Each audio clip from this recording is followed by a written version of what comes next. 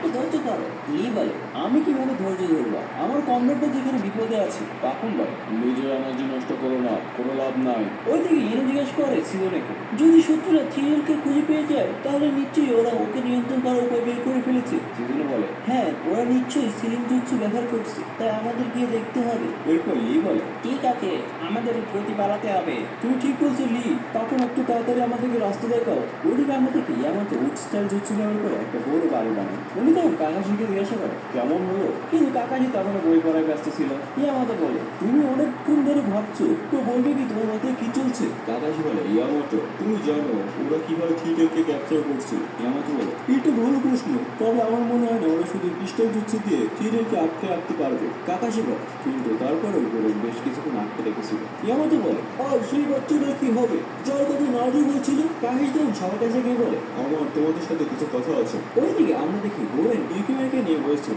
হঠাৎ ওই ক্রিস্টালে ও নাওটোকে দেখতে পায়। গোয়েন ভাবে, যদি সে এখানে আসে তাহলে সমস্যা হবে। ও তখন ইউকিমারিকে বলে, তুমি এখানে থাকো, আমি আসছি। ওইদিকে কিবা আর সাকুরা কথা বলছিল। তখন ছাই এসে জিজ্ঞাসা করে, তোমরা কি কোথাও নাওটোকে দেখছো? এটা শুনে ওরা চমকে যায়। সাকুরা ভাবে, ও কি চলে গেল? নাওটোকে দেখে ও এনিমিদের চিহ্ন খুঁজে বেড়াচ্ছিল। হঠাৎ করে গোয়েন ওর সামনে চলে আসে। গোয়েন বলে, তোমার আমার প্রতি কৃতজ্ঞ হওয়া উচিত, কারণ আমি তোমাকে নিজ হাতে শেষ করতে এসেছি। নাওটো তখন আঙ্গুল চিমটি কাটে।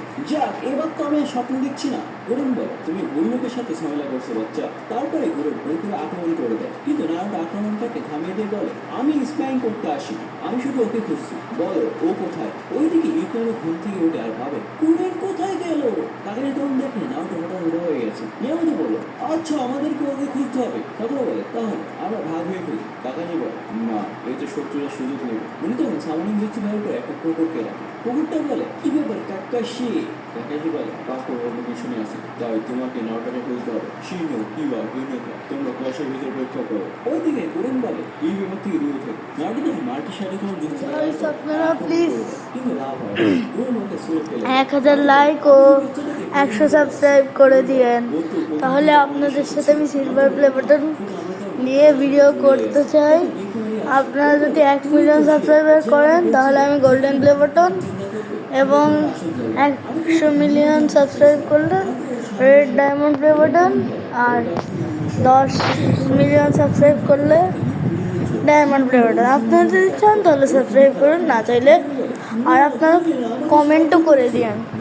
আপনারা 1000 লাইক আর কমেন্ট সাবস্ক্রাইব করে দিন প্লিজ গাইস। আপনারা এখন দেখুন, এই যে আবার দেখুন,